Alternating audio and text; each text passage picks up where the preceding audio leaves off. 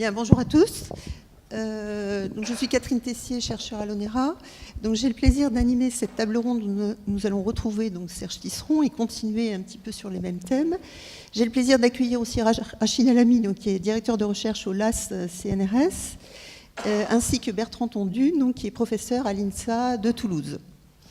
Donc le titre de la table ronde est le suivant, donc robot, esclave ou partenaire. Alors on voit qu'on a ici des termes anthropomorphiques, donc on aura l'occasion justement de regarder si ces termes sont bien appropriés donc pour les robots. Alors, en introduction de cette table ronde, je vais revenir un peu sur la définition du robot. Donc Serge Tisseron a donné une définition tout à l'heure. Alors j'aime bien aussi celle que propose Jean-Paul Lemont, donc, qui est chercheur au LAS également.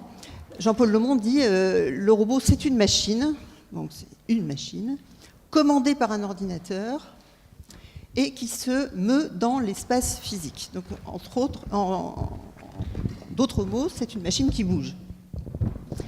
Alors ici, j'ai mis deux exemples de robots. Ce sont des robots donc, qui n'ont pas une tête de robot au sens... ils ne ressemblent pas du tout à l'homme, mais ce sont des robots. Donc un robot sous-marin, voilà, donc qui ressemble plutôt à un bateau, et puis un robot hélicoptère, donc qui est un hélicoptère. Voilà. Mais ce sont des robots. Alors, robot esclave. Alors, si on revient à l'origine étymologique donc, du mot robot, donc, je rappelle que c'est Karel Čapek, donc, dans sa pièce RUR, donc, qui a introduit le premier donc, ce néologisme à l'époque, hein, qui est celui de robot, et qui vient du tchèque robota, qui veut dire corvée. Alors effectivement, donc, si on regarde ce type de robot, bien, j'ai mon robot aspirateur là, qui a déjà été montré tout à l'heure. Effectivement, il va faire la corvée de ménage à ma place. J'ai le robot ici, mule, qui va porter les paquets à la place des militaires. Donc effectivement, il va effectuer une corvée. Et puis j'ai aussi mon robot sous-marin qui va effectuer la tâche difficile, hein, voire impossible pour l'humain, d'aller inspecter le fond marin. Bien, alors on peut voir effectivement des robots comme un esclave, le robot comme un esclave. Robot comme partenaire, alors deux illustrations, vous avez ici un exosquelette, alors on pourrait dire que cet exosquelette est partenaire de la personne donc, qui va porter les charges, puisqu'il est porté donc, par cette personne qui revêt donc, le robot. Et puis encore plus partenaire, vous avez ce qu'on appelle les cobots, donc un robot qui est sorti de sa cage hein, dans l'industrie automobile et qui va donc être un véritable partenaire avec l'opératrice ici. Alors la question qu'on pourrait se poser, on en parlera peut-être, on l'évoquera peut-être dans cette table ronde, c'est est-ce que c'est pas l'être humain qui devient esclave du robot dans ce cas-là? Ou alors c'est ni l'un ni l'autre. C'est ni l'un ni l'autre et c'est, comme on l'a évoqué tout à l'heure, un outil. Par exemple, vous avez un robot chirurgien qui devient un outil dans les mains du chirurgien, un outil très précis, un assistant, un compagnon. Donc vous avez ici des robots compagnons, le robot Paro qu'on a déjà évoqué hier, le robot Nao. Un assistant, un robot bras qui va remplacer un bras qui est devenu inexistant donc chez le porteur. La voiture, on ne sait pas trop où la mettre là-dedans. Mais finalement, est-ce que le robot, de fait, ne reste pas une machine et pas plus que ça? Donc c'est la question qu'on va débattre aujourd'hui. Alors, je vais peut-être passer tout de suite la parole à Bertrand. Non, prends un micro qui est là, ça sera mieux.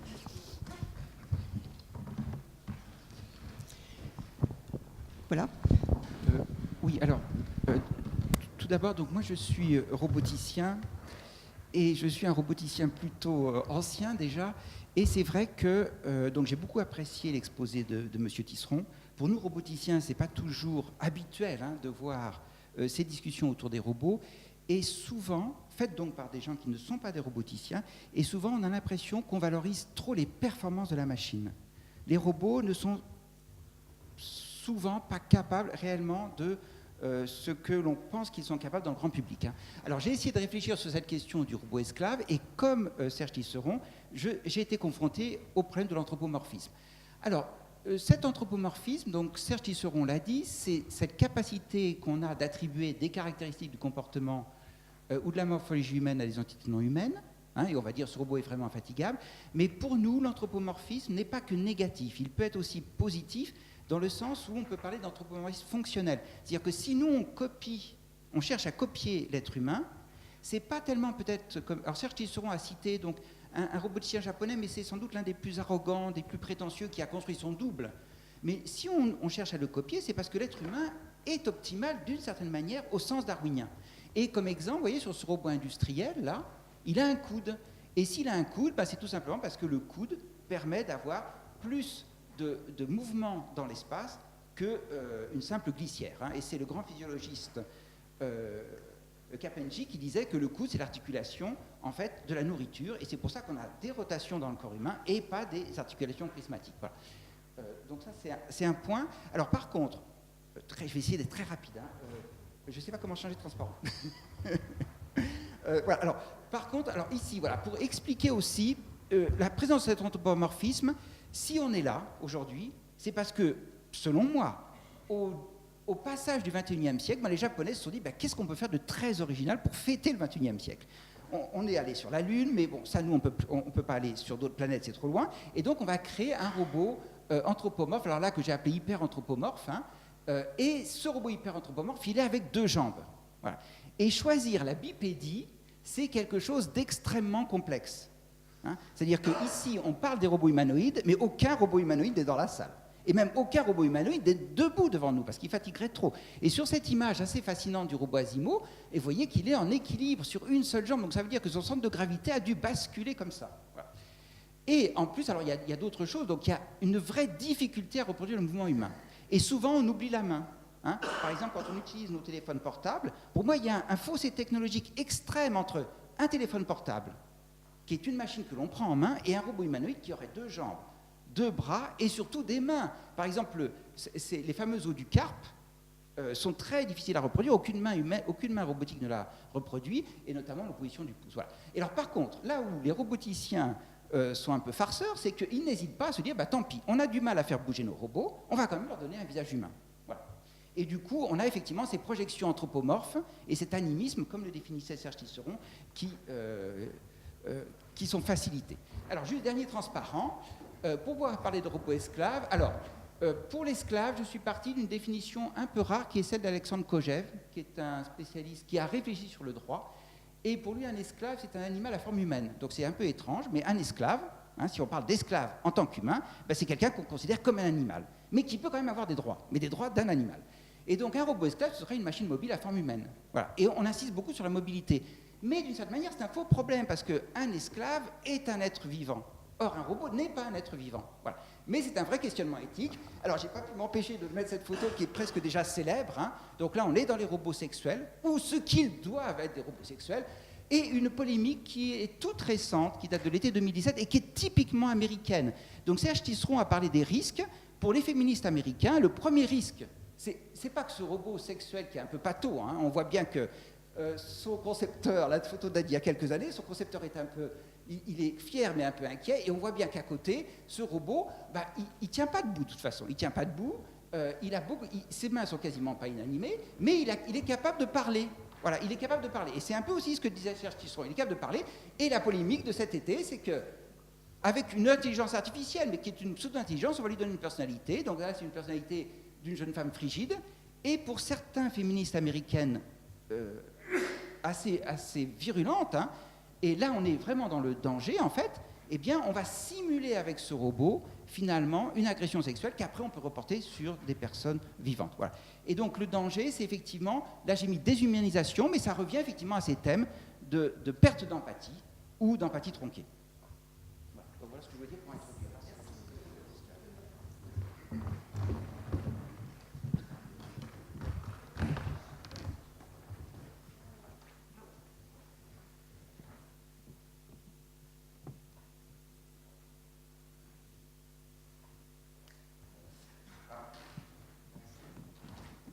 Donc je suis roboticien. Mais j'adhère pleinement à ce qu'a dit Serge Tisseron. Je vais quand même un petit peu défendre les roboticiens d'une certaine manière pour enrichir le débat et l'intéresser. Alors, robot esclave ou partenaire? C'était le sujet. C'est le robot du futur, bien sûr, dont on parle. Et à quelle échéance? Robot esclave ou partenaire? Ni l'un ni l'autre, bien sûr. Non, ils ne seront pas, il ne faut pas qu'ils le soient. Mais ce qui est intéressant finalement ici, c'est qu'on nous pose la question.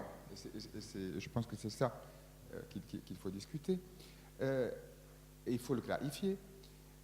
Alors, c'est lié, et on l'a dit, la discussion est apparue est allée également là-dessus, sur le fait que nous utilisons un vocabulaire imagé, intelligence artificielle. Il y a eu d'autres mots aujourd'hui utilisés au niveau de l'empathie et des choses comme ça. On utilise, et les roboticiens et d'autres utilisent un langage imagé, superficiel, trompeur. Mais voilà, d'une certaine manière, on peut le rejeter, mais peut-être qu'on n'en a pas tellement le choix. Mais en tout cas, beaucoup de gens qui y ont intérêt en font commerce et utilisent ces choses-là. Et c'est sur ça qu'il nous faut en permanence nous poser des questions. Alors, je vais prendre, justement, si vous voulez, et après on laissera le débat, le point de vue du roboticien. D'abord, alors de nouveau pour revenir sur Ishiguro qui a été présenté.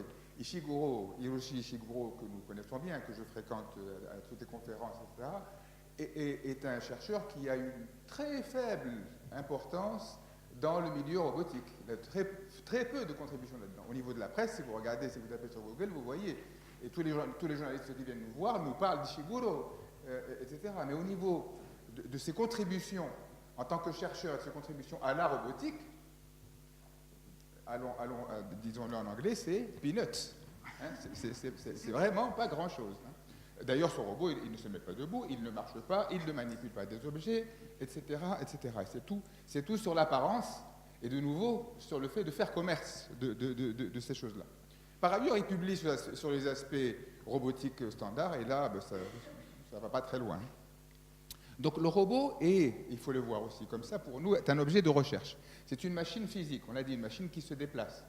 Alors on a tendance à lui faire porter un petit peu les mots de tout un ensemble de techniques qui se développent par ailleurs.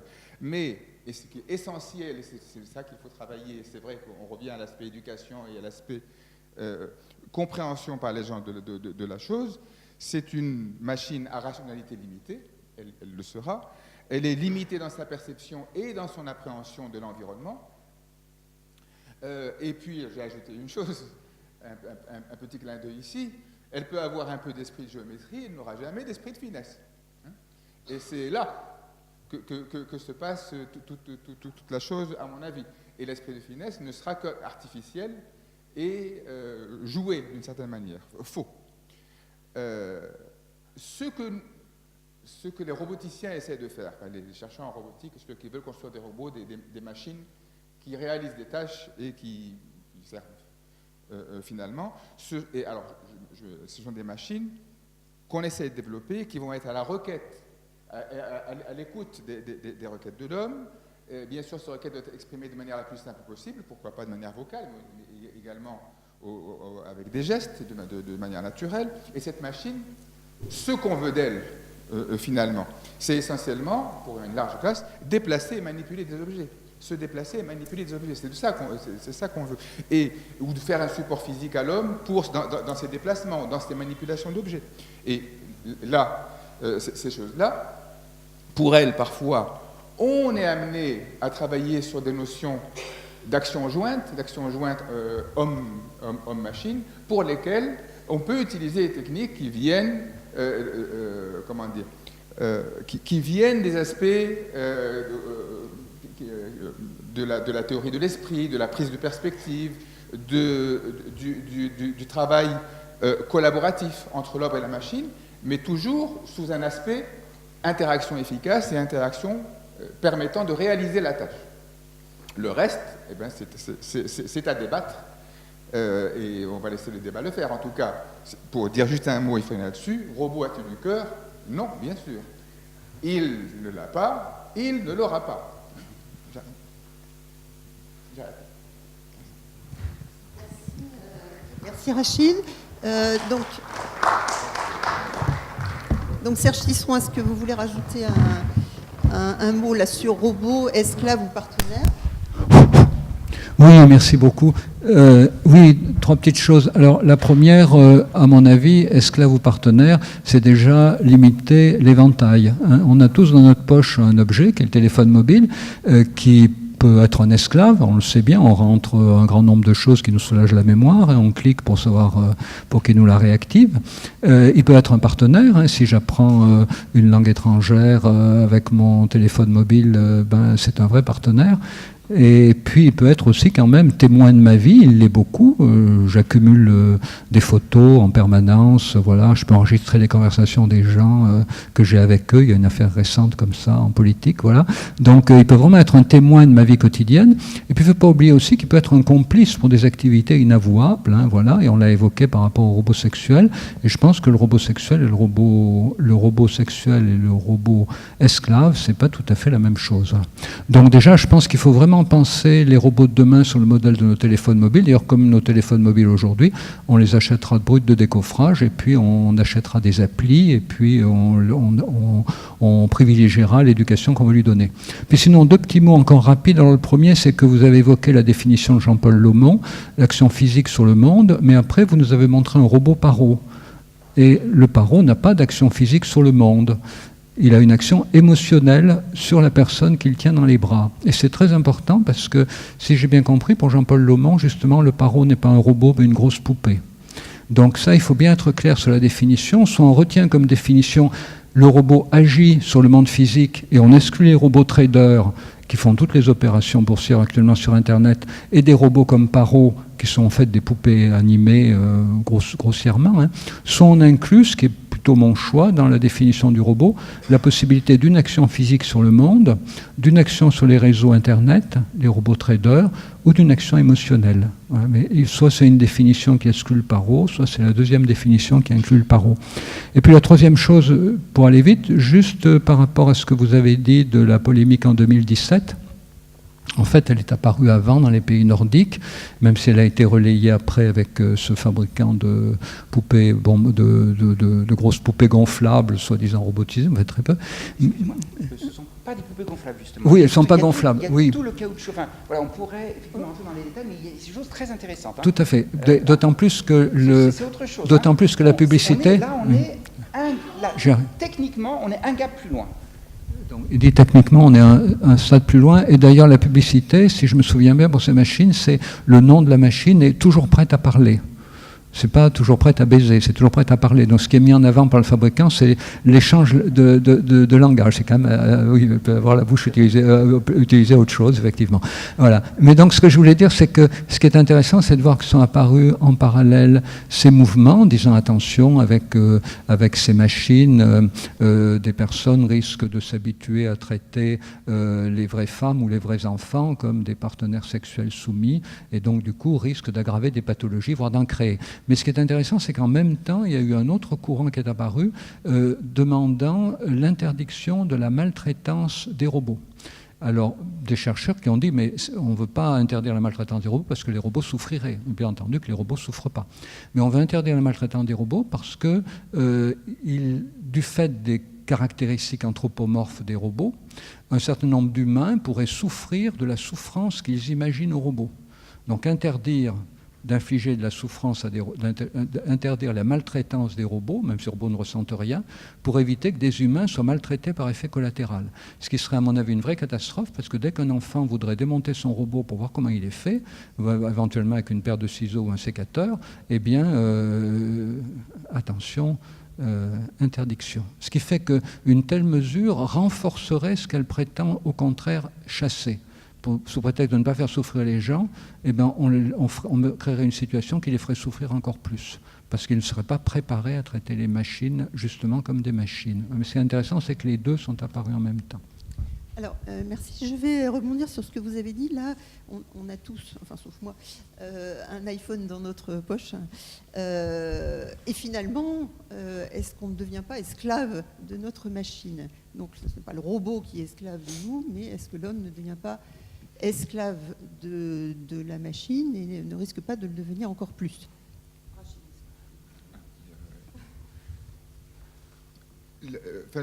Je pense que là aussi, on devient dépendant.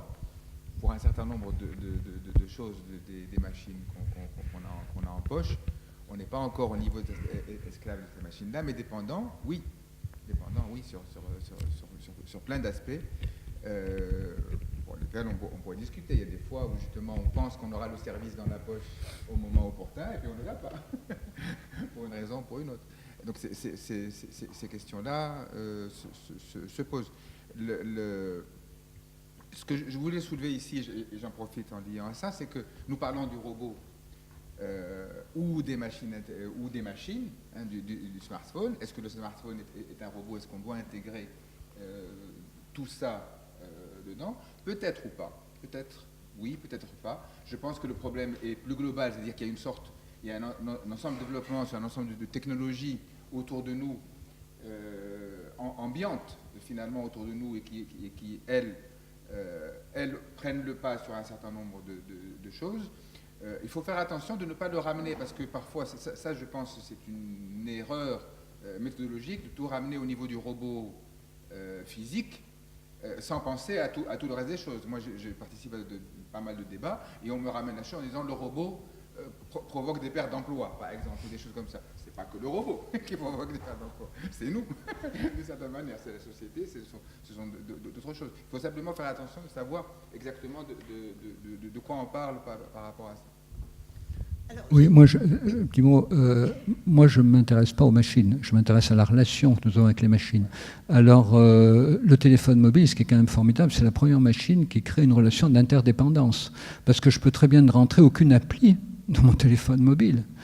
Moi, je n'ai pratiquement pas d'appli. Un ado, il y en a 200. Moi, j'en ai pratiquement aucune. Je peux très bien utiliser mon téléphone mobile comme un vieux téléphone pour parler, jamais envoyer un SMS. Donc, c'est parce que je décide d'enrichir mon téléphone mobile avec mes deniers personnels, parce que les applis intéressantes sont payantes, que mon téléphone mobile a la capacité de me rendre plus de services. Donc, c'est une interdépendance. Il faut bien comprendre ça. Et c'est cette interdépendance-là qui me paraît être intéressante à comprendre, parce elle éclaire très bien, elle anticipe très bien sur ce que sera l'interdépendance avec nos robots. Alors, je voudrais, si vous voulez bien, revenir sur un autre point. Finalement, les chercheurs ou les industriels cherchent à faire, pour certains, des robots qui miment ce qu'est l'humain. Alors, soit physiquement, soit dans leur aspect physique, soit dans leur raisonnement. Par exemple, on va chercher à copier le raisonnement humain en étant éventuellement plus performant. Alors, est-ce que c'est une bonne chose, ou est-ce qu'il ne faudrait pas chercher à essayer de faire autre chose que mimer ce qu'on pense, ce à quoi on ressemble, etc. etc. Qu'est-ce que vous en pensez ?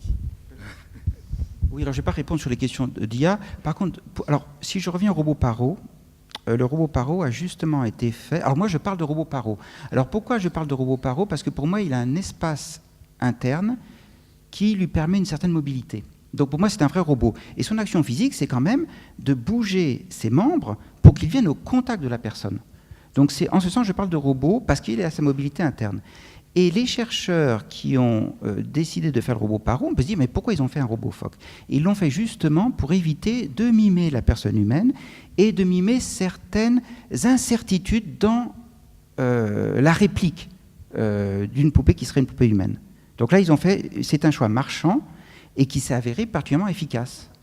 Voilà, donc c'est une réponse que moi je peux donner en tant que roboticien. Et autre chose, autrefois on distinguait moins intelligence artificielle et robotique. Maintenant, je crois que parfois il faut vraiment les distinguer. Parce que par exemple, c'est pas la même chose qu'avoir une tête robotisée, qui est en fait une tête qui va bouger et puis qui va être capable de parler, et avoir tout un corps qui est mobile. Et l'IA, après on peut introduire de l'IA dans les robots, mais finalement il n'y a pas tant d'IA que ça dans les robots malgré tout. Donc voilà, donc c'est... Mais alors sinon, est-ce qu'on doit mimer les raisonnements humains ? Je suis incapable de répondre à une question pareille. Voilà. Juste un élément par rapport à ça. Personnellement, je ne suis pas le seul, beaucoup de gens comme ça ont essayé, justement en construisant des robots, différents types de robots, des robots mobiles, des robots qui sont allés sur Mars, des choses comme ça, d'éviter de faire une sorte de copie ou de bio-inspiration, de copie de la nature un peu simpliste, pour réaliser des choses qu'on pourrait réaliser autrement. La roue de marché ou d'autres choses comme ça. il y a des gens qui font du bio-inspiré, des gens qui essaient de construire des systèmes qui réalisent la tâche finalement. C'est vrai, et ça convient. Il y a un aspect où, quand même, pour toutes ces machines, qui nous amène à ce débat-là, c'est quand cette machine doit servir l'homme, doit interagir avec nous. Et donc là se pose la question de savoir comment interagir, de quelle manière, etc. Dans mes slides, on avait tous les aspects liés à cette interaction de la machine, au côté acceptable de son fonctionnement, à son côté pertinent, à son côté proactif, c'est-à-dire détecter les besoins et y répondre, etc., etc. Et donc là, on est obligé de se rapprocher et de mettre la machine face à l'homme, d'une certaine manière. Il y a une vidéo que vous ne devez absolument pas voir, que vous devez absolument voir sur Internet, qui est la vidéo, sans doute nombreux l'avoir jamais vu, la vidéo du robot Atlas. Le robot Atlas, c'est un robot fabriqué par Boston Dynamics, qui est à l'origine une entreprise spécialisée dans un robot militaire, mais enfin un robot civil, et qu'on voit en démonstration sur Internet. La particularité de cette vidéo, c'est qu'on le voit d'abord marcher dans la neige. Vous savez, dans la neige, quand il y a un trou, il est caché par la neige. Donc ce robot Atlas, il arrive à marcher de manière remarquable, aussi bien qu'un trappeur, mieux que vous et moi probablement, il garde son équilibre, on est plein d'admiration. Ensuite, on voit cette même machine donc, qui a 2 bras, 2 jambes, un tronc plus grand qu'un humain, mais pas de tête, pas de visage, enfin une espèce de bloc pour la place de la tête. Et on voit cette machine qui accomplit une tâche de magasinier. Elle prend des caisses dans un rayon, elle les met dans un rayon, et là il y a un chercheur qui arrive et qui va l'embêter, qui va faire tomber sa caisse des mains, le robot le reprend très bien, et puis qui va pousser le robot en avant, donc le robot est déséquilibré, mais il retrouve son équilibre. Là encore, on est admiratif. Et puis le robot l'informaticien, enfin l'expérimentateur, va attaquer le robot par derrière, le faire tomber en le poussant par derrière. Et là, le robot va remarquablement bien se relever. Et pourquoi je vous cite cette vidéo? Parce que sur Internet, d'abord, il y a eu beaucoup de protestations d'internautes qui ont dit « arrêtez d'emmerder les robots ». C'est-à-dire, ce robot n'a rien un peu humanoïde et rien d'androïde, voilà, mais beaucoup d'internautes ont réagi comme ça, et un nombre tellement important d'internautes ont réagi comme ça, que le propriétaire de l'époque de Boston Dynamics, qui était Google, parce que Google a racheté au moins 8 entreprises de robotique en 2014-2015, eh bien le patron de Google, qui possédait Boston Dynamics, a décidé de revendre Boston Dynamics en disant « Google ne veut pas fabriquer des machines qui angoissent les hommes ». Et c'est ce qu'ils ont dit. Attends, je finis l'histoire. Et c'est ce qu'ils ont dit. Et qui a racheté Boston Dynamics? C'est SoftBank, qui fabrique justement les robots, qui fabrique le robot Pepper, et qui a racheté Aldebaran, donc qui fabriquait le robot Nao. Voilà. Alors pourquoi je me permets d'intervenir de façon brutale en tant que scientifique? Bon, on cherche un OLAS, on cherche à faire marcher des robots. Moi, j'ai vu d'autres vidéos au sein de Boston Dynamics, où effectivement, dans les expériences, tous les robots étaient maintenus en fait par des sangles pour éviter qu'ils tombent. D'après moi, très sincèrement, si Google a vendu Boston Dynamics, c'est tout simplement parce qu'on peut faire des vidéos, on fait tous des vidéos, on peut mettre des mois à faire des vidéos qui marchent, voilà, des mois. Et si Google a décidé de revendre Boston Dynamics, c'est pas parce qu'effectivement ils avaient peur que ce soit mal, que les internautes disent qu'on brutalise leurs robots, c'est tout simplement parce qu'on n'a pas d'application. On n'a pas d'application. Et alors qu'est-ce que ça veut dire qu'on n'a pas d'application? Imaginez que ce fameux robot dont on a l'impression, à vous entendre, qu'il soit parfait, je ne suis pas sûr que s'il rentre dans cette salle, il soit capable de venir jusqu'à nous sans se casser la figure. Et si jamais il se casse la figure, on perd des millions, des dizaines de milliers, voire des centaines de milliers de dollars. D'une part, il risque de blesser quelqu'un, et d'autre part, il va falloir le relever, le réparer, voilà. Donc c'est plutôt, et c'est là-dessus, j'interviens beaucoup, on crée un fantasme.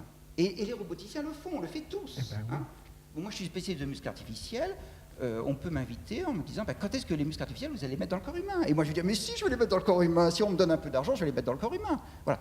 Et donc on crée un fantasme finalement de robots bipèdes très performants, alors qu'actuellement on ne sait pas réellement. Par exemple, effectivement, est-ce que Boston Dynamics a trouvé le bon algorithme pour que ce robot soit constamment stable dans n'importe quelle situation? Et les premières photos, donc c'était avec des robots à 4 pattes, et là effectivement c'est plus facile, ça on ne le sait pas. En tout cas, à un moment, Google a dit stop, on n'a pas de client. C'est tout bête, on n'a pas de client, ça nous coûte une fortune, on vend. Oui, alors vous voyez, c'est intéressant, c'est pas on qui crée les fantômes, c'est les roboticiens. Parce que qui a fait le film chez Boston Dynamics, c'est quand même les ingénieurs de Boston Dynamics. C'est pas vous et moi. Ah oui, non, mais il ne faut pas dire on. Ah non, mais attendez, il ne faut pas dire on, cher monsieur. Il faut dire les roboticiens fabriquent ces fantasmes. Parce que la vidéo de chez Boston Dynamics, encore une fois, c'est pas vous, c'est pas moi, c'est pas France 2 qui l'a fait. C'est les ingénieurs de chez Boston Dynamics. Et d'autre part, quand Google a dit on le vend parce que ça fait peur aux gens, je dis pas qu'ils ont dit la vérité, mais je dis que là aussi, ils ont dit quelque chose qui sert leur image. C'est-à-dire qu'il ne faut jamais croire ce qu'on trouve sur Internet, et surtout pas quand c'est Google qui le dit. Mais c'est quand même Google qui l'a dit, il faut quand même prendre en compte le fait de ce qu'ils ont dit. Je ne savais pas que Google l'avait dit. À vrai dire, je ne savais pas que Google l'avait dit. Pour moi, j'étais resté dans les actualités du monde où on vendait la société parce que, bon... Alors, ceci dit, il faut quand même se rendre compte que Google achète énormément de sociétés dont ils n'ont pas l'usage. Et au cas où ça servirait à quelque chose. Quand l'ancien patron de Google, qui avait racheté 8 entreprises de robotique en moins d'une année, il est parti. Bon, alors, comme il est parti, probablement Google va se séparer d'un certain nombre d'entreprises robotiques qu'il avait rachetées, mais quand il les a rachetées, il n'en avait pas l'usage. Il les a rachetées au cas où. C'est le problème de la capitalisation boursière. Quand vous avez énormément d'argent, vous vous dites, il y a peut-être un truc, on ne sait pas à quoi ça peut servir un jour, mais peut-être ça peut servir un jour, on l'achète. Voilà. Si je peux finir pour une comparaison très rapide avec le téléphone portable, imaginons que nos téléphones portables, ils tombent en panne ne serait-ce qu'une fois par jour. C'est pas trop, une fois par jour. Eh ben, on abandonnerait la technologie. Voilà. Et la robotique, actuellement, peut tomber en panne. J'étais sur un robot, par exemple, certains robots, ici, ne seraient pas capables de rester sur pattes pendant 1 heure, parce que les moteurs électriques vont trop chauffer. Je vais passer la parole à la salle, si vous voulez bien, parce que leur place. Alors... Oui, bonjour. Il fonctionne, vous m'entendez? Oui. Vincent Gavard-Delory, École supérieure d'éthique des sciences et de la santé ici à Toulouse. Alors je suis très intéressé par le vocabulaire que vous utilisez, car il me trouble, et il est troublant, consciemment ou inconsciemment. Cette paire de lunettes, je sais que ce n'est pas moi. Je la porte. Mais je suis capable de fabriquer, depuis que je suis homme, des objets de plus en plus complexes. Et à force de fabriquer des objets complexes, ils finissent par me ressembler d'une manière anthropomorphique, ou tout simplement, comme on le disait tout à l'heure, par la génétique, je finis par fabriquer des choses qui sont en moi. Ce qui fait que l'objet technique, je ne sais plus s'il est moi, s'il n'est pas moi. Et vous êtes en train de parler d'esclaves, de collaboration, de relations. Y aurait-il pas quelque part un vocabulaire à trouver, un vocabulaire qui permettrait de ne pas confondre, car en effet, regardez, l'homme-machine de la Métrie, ou bien Goldbach, dans le catéchisme de la nature, nous raconte bien ça. L'homme-machine, finalement, sommes-nous des humains par complexité ou le sommes-nous par nature? Si nous avons une nature humaine, alors peut-être que la relation avec le robot n'existe tout simplement pas. C'est un rapport. Le robot, finalement, n'est rien d'autre qu'une machine, qu'un objet technique, comme n'importe quel autre objet technique. Mais si je mélange l'objet technique, le robot et moi-même, je ne sais plus ce qui est moi et ce qui n'est plus moi. Donc dans ce cas-là, de quel mélange s'agit-il? Faut-il mélanger le vocabulaire? Vous savez, le vocabulaire grec, la mixis et la krasis, le mélange, est-ce que je dois toujours voir les éléments mélangés, la frontière entre les éléments mélangés, ce qui me permet de dire ce qui n'est pas moi n'est pas moi? Ou est-ce qu'il faut-il que ce soit une krasis et que je ne sache plus faire différence entre ce qui n'est moi et pas moi? Et là, c'est extrêmement intéressant parce que du coup, eh bien, on renverse complètement la proposition et je me prends moi pour un robot. Je suis un robot. Et l'autre est un robot. Monsieur Merckx à côté de moi est un robot. Et donc finalement, la relation que je vais avoir avec lui, ça va être pas une relation, mais ça va être un rapport. Du reste, on parlera de relations sexuelles ou de rapports sexuels, c'est pas du tout la même chose. Est-ce qu'il n'y a pas quelque part une inversion de vocabulaire ou un vocabulaire tout simplement à trouver vis-à-vis de cette question de l'interaction entre le robot et l'humain? Oui, alors l'effort devra porter sur la création de 2 catégories, une catégorie pour désigner la situation objective et une catégorie pour désigner l'illusion. Parce que j'ai beau interagir avec un robot, j'aurai vite l'impression que je suis en interrelation avec lui, même si le mot d'interrelation est adapté à l'humain et pas à la relation au robot. Parce que j'utilise une scie, pour scier une planche, j'ai quand même une relation avec la scie, avec la planche, il faut que je l'attaque au bon endroit, etc. Donc si tous les sculpteurs disent combien il faut tenir compte du matériau pour le travailler correctement. Donc il y a bien quelque chose de l'ordre de la projection de soi et de l'ordre de la réintrojection dans la relation à une machine. Mais on arrive à des problèmes très complexes. Moi je suis d'accord avec vous, il faudra trouver des mots en effet qui nous qui tente de nous protéger de la confusion, mais cette confusion, on la fera sortir par la porte, elle risque constamment de revenir par la fenêtre. Donc il faudra constamment chacun nous faire des piqûres de rappel pour ne pas oublier que nos machines ne sont que des machines. Et c'est là que les roboticiens nous disent des choses importantes, mais c'est là aussi qu'il faut peut-être qu'ils arrivent à faire en sorte que les commerciaux cessent de nous faire passer des vessies pour des lanternes. On était passé par les réseaux sociaux, en quelque sorte. Les commerciaux. Vous avez parlé tout à l'heure de relations entre le robot et l'homme qui l'utilisait finalement, et notamment par les militaires. Et avec cette espèce de relation d'empathie qui se crée entre le robot et l'homme. Je voulais savoir si, parce que là on a quand même un recul bien supérieur, dans les robots industriels et leurs utilisateurs, en fin de compte, ou leurs surveillants, on ne sait plus trop comment dire, est-ce qu'il a été remarqué un type de relation un petit peu différent aussi, enfin, et semblable à celui qui existe dans l'armée par exemple? Ou est-ce que c'est le danger qui modifie complètement les choses?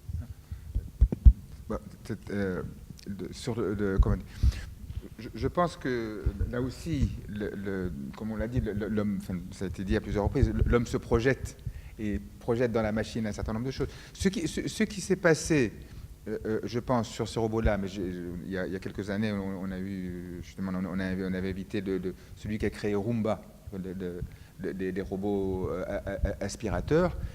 Eux, ils en ont vendu des centaines de milliers, des robots aspirateurs. Eux aussi ont des situations comme ça intéressantes sur l'ensemble des gens.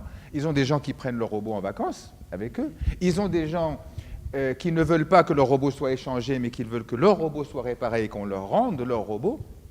Ils ont un problème avec leur robot qui est malade, entre guillemets, et ils veulent réparer leur robot. La société leur dit non, mais vous le changez, une nouvelle version, cette version-là n'était pas au point. Elle dit non, on veut que ce robot soit réparé, et ainsi de suite.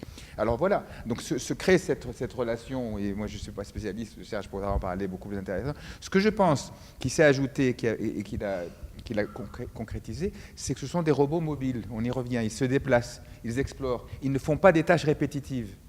Et c'est ça qui a fait la différence, je pense, entre ces machines-là et les autres, auxquelles les hommes s'attachent, etc. Et puis après, il y a des relations sur le fait que le robot, il sert d'aspirateur chez moi, le robot, il défend, le robot militaire, celui de l'Irak, le paquebot, quand on pense à ça et qu'on pense de l'autre côté à quoi servait ce robot, se pose des questions également, mais voilà. Oui. Juste pour être plus précis, oui, on a des exemples dans le milieu industriel, effectivement, où les robots industriels ont des noms. Tout à fait. Mais ça, c'est une relation assez classique de l'homme avec la machine. On pourrait prendre l'exemple du tuning d'automobile, par exemple. Mais tout à fait, exactement. Mais si on parle de la robotique industrielle précisément, oui, c'est quelque chose qui arrive, effectivement. Mais il n'y a pas effectivement la notion de danger. Et souvent, les robots industriels étaient dans des enceintes fermées aussi. Oui, avec le robot aspirateur, c'est très très intéressant parce que si vous n'en avez pas, allez chez un ami qui en a un, dites à votre ami de le mettre en route, regardez-le fonctionner et puis obligez-vous à raconter ce que vous avez vu. Vous verrez que vous n'avez pas de vocabulaire pour désigner, c'est très compliqué de créer un vocabulaire pour désigner les mouvements d'une machine sans lui attribuer une intentionnalité. Vous ne direz pas, il a tourné sur lui-même, il a roté de 45 degrés, il a fait 30 cm en avant. Vous direz, il a semblé hésiter, et puis il s'est dirigé là où il pensait qu'il y avait de la poussière, et puis il a fait son travail. Voilà. C'est-à-dire que nous n'avons pas de mots pour désigner les mouvements des machines, nous n'avons de vocabulaire que pour désigner les mouvements humains en lien avec des émotions humaines, d'où un obstacle considérable à ne pas tomber à ne pas glisser vers une forme d'animisme activée par l'anthropomorphisme des robots. Tant que les robots ne sont pas anthropomorphes, pas de risque d'animisme, dès qu'ils sont anthropomorphes, risque. Alors, je voudrais dire deux choses aussi par rapport à la question là, qui a été posée. On voit une vidéo, dans des entreprises japonaises, il y a de la gymnastique qui est faite le matin par les employés, et dans les usines où il y a des robots, les robots et les humains font la même gymnastique. Il y a des vidéos dans lesquelles on voit les humains lever les bras en l'air, en bas, s'accroupir, et les robots qu'il y a derrière eux, puisqu'il y a une rangée d'humains, une rangée de robots, une rangée d'humains, eh ben, ils font les mêmes mouvements. Alors vous voyez quand même, on n'est pas là dans un effort fait pour distinguer l'homme de la machine. Tout le monde fait sa gymnastique le matin, comme si le robot en avait besoin, comme les humains. Et puis d'autre part, j'ai parlé récemment avec une entreprise qui introduit beaucoup la robotique dans la restauration d'entreprises, et ils me disaient qu'ils avaient beaucoup de questions par rapport au droit qu'ils allaient donner à leurs employés de customiser leurs robots, c'est-à-dire de leur donner un surnom, de mettre des autocollants, de les peindre peut-être d'une certaine couleur. C'est-à-dire toute la question, c'est de savoir jusqu'où il faut s'approprier un robot pour travailler en bonne entente avec lui, mais à partir de quel moment cette appropriation et cette familiarisation risquent d'activer des projections anthropomorphes, voire même animistes. Et là, il y a tout un équilibre à trouver qui est en discussion aujourd'hui dans des entreprises qui emploient des robots comme justement partenaires avec leurs employés. Voilà, alors je suis désolée, le temps passe à toute vitesse, donc on va être obligé d'arrêter puisqu'il y a un exposé qui suit. Donc je vous remercie tous les trois, donc Serge Tisseron, Bertrand Trendu, Archid Alami.